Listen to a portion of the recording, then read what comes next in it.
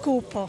Jesu nešto skuplje, ali mislim mora se jesti. Cijena euro i luk i rotbice. I mladi luk euro. Cijena jaja, znači 10 komada, 3,30 €. Skupo je za svakoga, a za nas, penzionere, možete se misliti. Sa kostima je 12 eura, bez kosti je rola na 12 eura, isto domaća i suha vratina je 14 eura kilog.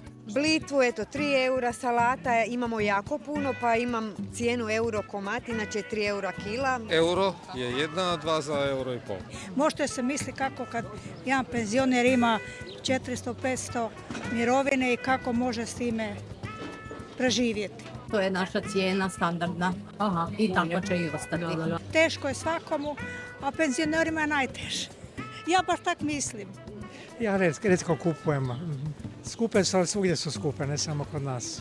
I mladima vama je teško, a nama je isto teško. Od suhog, ima suhi buncek, kobasice domaće, suha rebarca, sve to podjednaka cijena. Koji prošle godine recimo. Raditi kad gledaš da ti ne možeš za 500 eura, ne možeš kupiti nešto čovjek, ono da se od srca daš. Svima sretan Uskrs i svako dobro.